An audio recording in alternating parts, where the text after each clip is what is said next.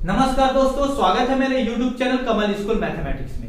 आज हम एससीईआरटी रायपुर द्वारा संचालित कक्षा 10वीं के गणित विषय के अध्याय नंबर 8 बैंकिंग एवं कराधान के पार्ट 4 की करेंगे। ठीक है, मैंने प्रश्नावली 1 का प्रश्न नंबर 9 तक का क्वेश्चन को 3 पार्टों में समझाया है, जिसमें आवर्ती जमा खाता और सावधि जमा खाता दोनों आते हैं। ठीक है, आप अगर उस वीडियो को नहीं देखे होंगे तो उन वीडियो को देखिए, आपको समझ में आ जाएगा। मैं उन सब वीडियो का लिंक इस वीडियो के डिस्क्रिप्शन में दे दूंगा। ठीक है, अब आगे बढ़ते हैं हम लोग प्रश्न नंबर 10। प्रश्न नंबर 10 को बनाने के लिए सावधि जमा खाता क्या होता है उसको जानना जरूरी है, तो मैंने पिछले क्लास में बताया है, उसको आप लोग इस वीडियो के डिस्क्रिप्शन में जाकर देख सकते हैं। ठीक है, अब आगे बढ़ते हैं, हम लोग सॉल्व करते हैं इसको। देखिए क्या क्या जो दिया है, प्रश्न क्या है पहले देखो। नीलेश बैंक ऑफ इंडिया में 50,000 रुपए का 1 वर्ष के लिए 8% वार्षिक ब्याज की दर से सावधि जमा खाता खोलता है। यदि ब्याज तिमाही संयोजित किया जाता है तो उसे 1 वर्ष पश्चात कितनी राशि का भुगतान बैंक द्वारा किया जाएगा। ठीक है, ये सावधि जमा खाता के लिए सावधि जमा खाता है। ठीक है, और यहाँ पर क्या बोल रहे हैं, ब्याज की गणना कैसा हो, तिमाही। जब तिमाही होता है तो मैंने पिछली क्लास में बताया था, दर में क्या करते हैं, गुणा करते हैं। किसका गुणा करेंगे, 4 का। ठीक है, और समय में किसका दर में क्या करते हैं, 4 का भाग देते हैं। दर में 4 का भाग देते हैं और समय में 4 का गुणा करते हैं। ये पिछली क्लास में मैंने बताया था, दर में भाग देते हैं और समय में गुणा करते हैं। तो किसका गुणा करते हैं, किसका भाग देते हैं, आप लोग को आसानी से समझ में आ जाएगा अगर आप पिछले क्लास आप लोग देखे होंगे तो। ठीक है, आगे बढ़ते हैं हम लोग कि इसमें दिया है, क्या क्या दिया है देखो। सबसे पहले मूलधन अर्थात प्रिंसिपल क्या है, 50,000 रुपया जमा करता है। ठीक है, 50,000 रुपया जमा कर रहा है। ठीक है, इसके बाद क्या दिया है, समय n का मान क्या दिया है, 1 वर्ष। ठीक है, परंतु ब्याज कैसा हो, तिमाही। हर ब्याज हमको कब कब मिलता है, हर 3-3 माह में मिलता है। ठीक है, तो ब्याज की गणना कैसा हो, तिमाही। जब ब्याज की गणना तिमाही होता है तो समय में हम लोग किसका गुणा करते हैं, 4 का। इसका कारण बताया था क्योंकि 3-3 माह करके 1 वर्ष में कितने बार आते हैं, 4 बार आते हैं। तो समय में हमको गुणा करना रहता है, और किसका गुणा करना रहता है, 3-3 माह करके 4 बार आ रहा है तो 4 का गुणा। तो 1 गुणा 4 करोगे कितना आएगा, 4 तिमाही। ठीक है, ये आया। ठीक है, इसके बाद क्या है, दर मतलब रेट कितना है, 8% दिया है, 8% वार्षिक दिया है। ठीक है, इसको भी हमको कैसे करना है, हमको तिमाही में बदलना है। तो तिमाही में रहता है तो दर में भाग देते हो, किसका भाग देंगे, 4 का भाग देंगे। जब समय में 4 का गुणा कर रहे हैं तो दर में 4 का भाग देंगे। तो 8 भागे 4 करेंगे, कितना आएगा, 8 में 4 को भाग देंगे, कितना आएगा, 4 दूनी 8, 2% क्या आएगा, तिमाही। ठीक है, कितना आएगा, 2% तिमाही आएगा। ठीक है, अब क्या निकालना है हमको, कुल कितना भुगतान हो रहा है, मतलब अमाउंट निकालना है। तो अमाउंट अर्थात मिश्र धन ज्ञात करना है। ठीक है, अब ये ज्ञात करना है। अब सूत्र लगाते हैं, वही सूत्र प्रश्न नंबर 7 से लेके प्रश्न नंबर 9 तक का हम लोग किए हैं पिछली क्लास में। सेम टू सेम ये भी बनेगा, प्रश्न नंबर 10 भी। तो सूत्र क्या है, अमाउंट का सूत्र है, आप लोग को याद भी हो गया होगा, प्रिंसिपल 1 + r/100 और अपॉन क्या है, t का n। ठीक है, अब देखो t लिखो या n लिखो। ठीक है, वर्ष है। ठीक है, अब सबका वैल्यू पुट कर देते हैं। P का वैल्यू कितना, 50,000, 50,000 लिखो। ठीक है, इसके बाद 1 धन R का वैल्यू कितना है, R का वैल्यू 2/100। ठीक है, N का वैल्यू कितना है, 4। ठीक है, अब इसको कटेगा तो काट दो, मैं बता चुका हूं, आप लोग को समझ में आ गया। कट रहा है तो 2 × 1 = 2, 2 × 5 = 10, 0 50 आया। ठीक है, अब इसको मैं डायरेक्ट हल कर रहा हूं। इसको मैं ये क्या हो गया, 1 धन 1/50। सबसे पहले कोष्टक को हल करते हैं, ब्रैकेट को।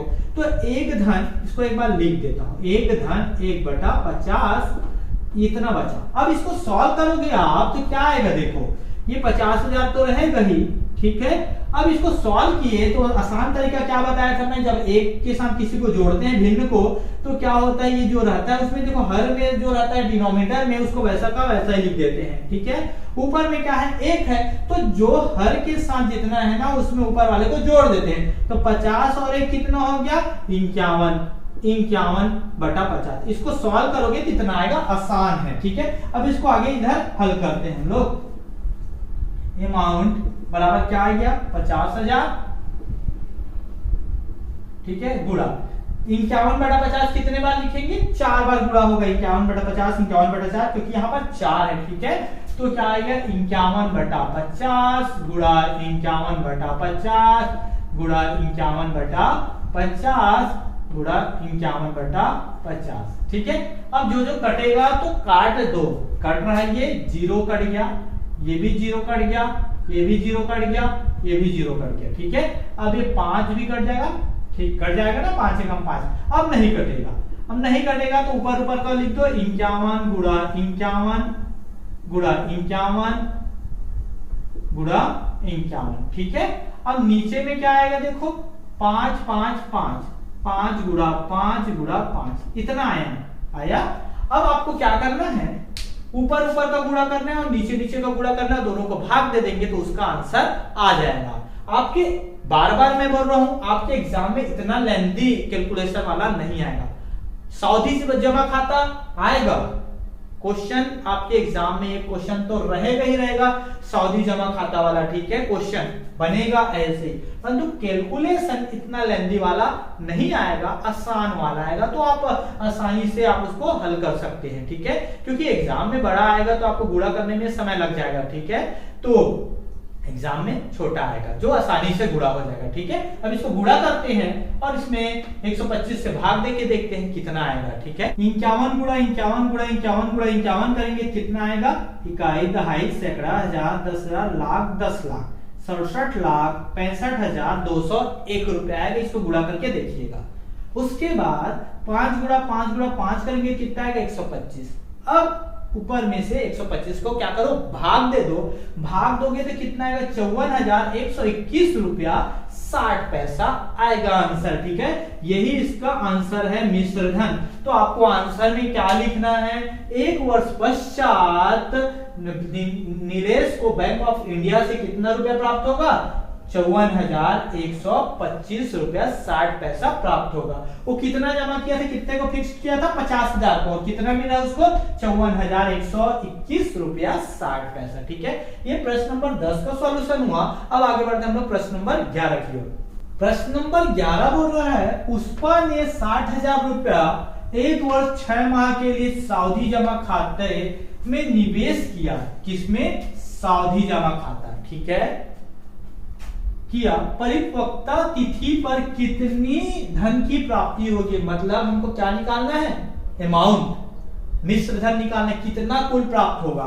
ब्याज की दर 12% है तथा ब्याज प्रति 6 माह के बाद संयोजित होता है। प्रति 6 माह के बाद मतलब 6 माही पूछा, इस बार ना तिमाही बोला है ना वार्षिक बोला है, 6 माही, ठीक है। तो हल करते हैं। सबसे पहले तो दिया है, क्या दिया है, 60,000 रुपया जमा कर, मतलब वो मूलधन हुआ, ठीक है। प्रिंसिपल मतलब मूलधन कितना दिया है, 60,000 रुपए, ठीक है।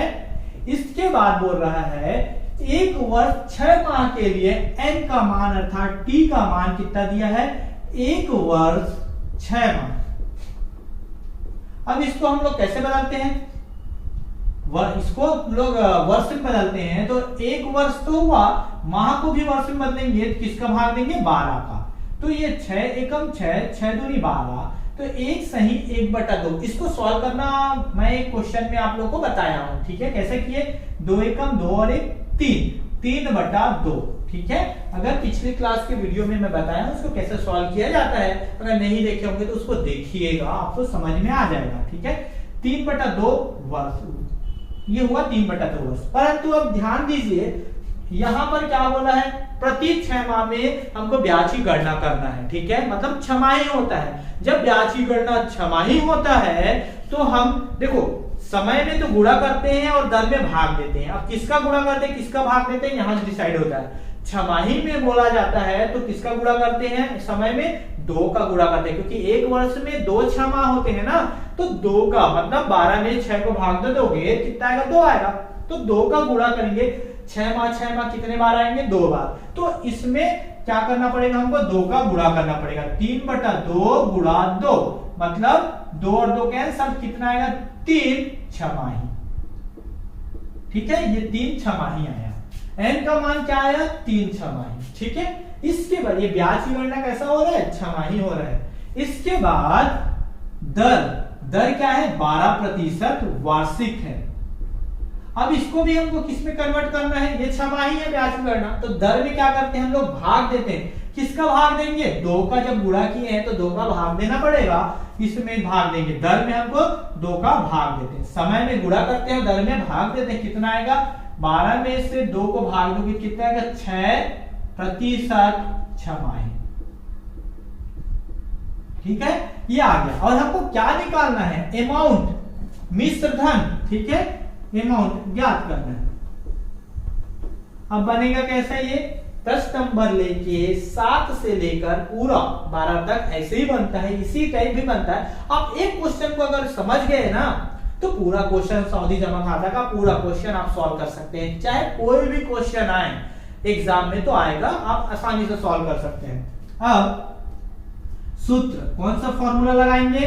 अमाउंट का जानते हो आप लोग, चक्रवृद्धि ब्याज वाला, चक्रवृद्धि मिश्र धन वाला। P 1 धन R/100 की घात है, ये होता है। अब इसका पूरा का पूरा वैल्यू को पुट कर देते हैं। P का वैल्यू कितना है? 60,000।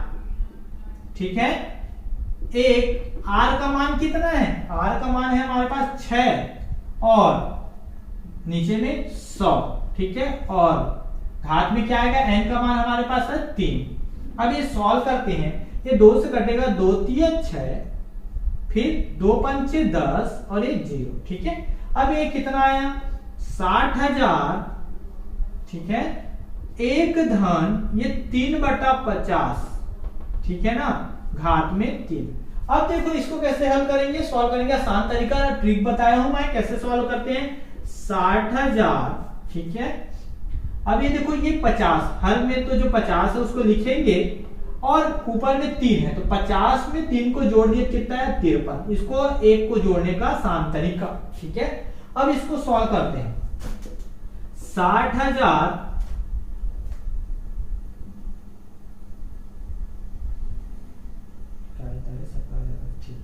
60,000 ये 53/50 कितने बार आएगा? 3 बार। 53/50 गुणा 53/50 गुणा 53/50।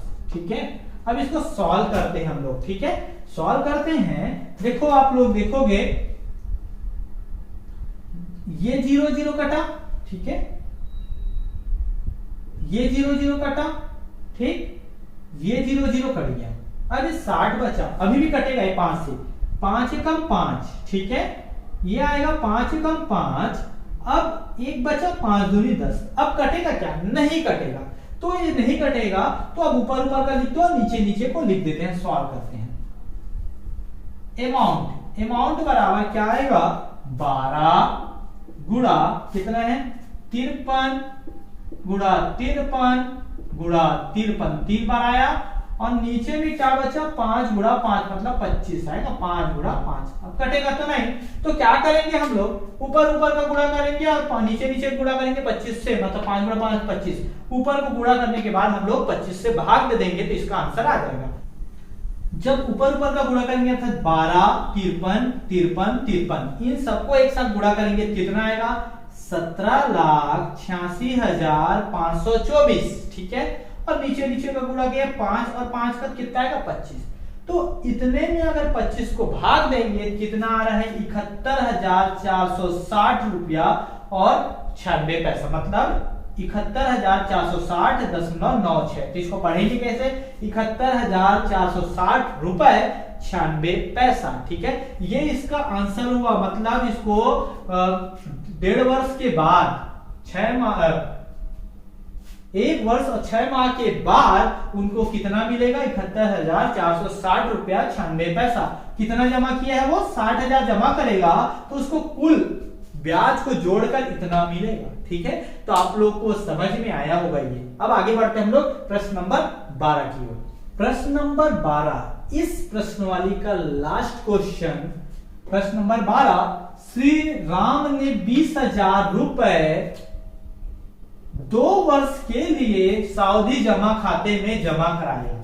यदि ब्याज की दर 6% वार्षिक हो तथा ब्याज छमाही संयोजित होता है तो नियत तिथि के पश्चात मिलने वाली धनराशि कितनी होगी? ये भी क्वेश्चन सेम टू सेम प्रश्न नंबर 7 से लेकर प्रश्न नंबर 12 तक सेम टू सेम है। ठीक है, अब ये कैसे सॉल्व होगा? आपको 2 चीजें की जानना जरूरी है, आगे बताते जाता हूं मैं। हल क्या बोला? 20,000 रुपए जमा करें, मतलब ये मूलधन हुआ, प्रिंसिपल दिया है। क्या दिया है? प्रिंसिपल 20,000 रुपए। ठीक है, 20,000 रुपए जमा किया है सावधि जमा खाते में। ब्याज की दर कैसा है? 6%। और कितने वर्षों के लिए? 2 वर्ष के लिए। एन का मान कितना दिया है? 2 वर्ष। परंतु ध्यान देना, दूसरी बात आपको याद रखना, पहली बात, ब्याज की गणना कैसा हो रहा है? छमाही। जब छमाही होता है तो समय में हम लोग गुणा करते हैं और दर में भाग देते हैं। तो समय में किसका गुणा करेंगे? छमाही है, मतलब 2 का गुणा करेंगे। पिछले क्वेश्चन में बताया था मैं। ठीक है, 6 माह करके कितने बार होते हैं एक वर्ष में? 2, इसलिए 2 का गुणा करेंगे। तो 2 गुणा 2 मतलब 4 तिमाही। ठीक है, ये आया, एन का मान 4 आएगा। इसके बाद दर दिया है, रेट कितना दिया है? 6%। हम लोग इसमें किसका भाग देंगे? 2 का भाग देंगे, 6 भागे 2। ठीक है, कितना आएगा? 3% तिमाही। ठीक है, ये आ गया। तिमाही नहीं है, छमाही है। ठीक है, सुधार लीजिएगा, यहां पर क्या आएगा? छमाही। ठीक है, और ये भी छमाही। छमाही में हम लोग समय में 2 का गुणा करेंगे और दर में 2 का भाग करेंगे। अगर तिमाही बोलता तो समय में 4 का गुणा करते और दर में 4 का भाग देते। ये छमाही है। ठीक है, अब आगे क्या निकालना है? अमाउंट ज्ञात करना है, ज्ञात करना है। ठीक है, अमाउंट ज्ञात करना है। अब यहां पर ध्यान दीजिए, ये सूत्र लगेगा, अमाउंट या मिश्र धन। क्या है सूत्र? P 1 धन R/100 की घात n। हम लोग इसको इतने बार पढ़े हैं कि ये तो आसानी से याद हो जाएगा। ठीक है, ये क्लास 8 से है ये। ठीक है, अब इसमें हम लोग वैल्यू को पुट कर देते हैं। ठीक है, P का वैल्यू कितना है? 20,000। 20,000 1 धन R का वैल्यू कितना है? 3/100। n का वैल्यू कितना है? 4। अब आप लोग देखोगे ये कट रहा है, क्या कटेगा? काट देना। कट रहा है क्या? नहीं कट रहा है, तो अब इसको सॉल्व कर दो। इसे 20,000। ठीक है, ये कोष्टक ये कैसे सॉल्व होगा? ये 100 आएगा। ठीक है, और ऊपर में 3 है तो 100 में 3 को जोड़ोगे तो 103। ये दोनों को जुड़ गया, मतलब आसानी से शॉर्टकट में। अब ये 4 बार है तो इसको 4 बार लिखते हैं हम लोग।